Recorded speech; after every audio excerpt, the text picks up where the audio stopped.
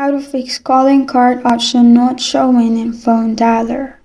Hi everyone, I'm here to assist you today without any delay. Let's jump right in.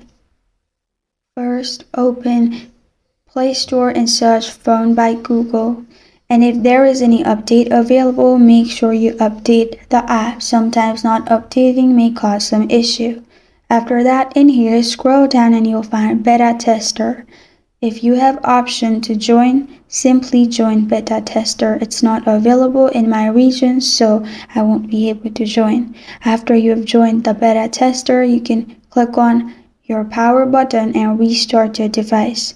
After restarting your device, open phone app and you will find your calling card option.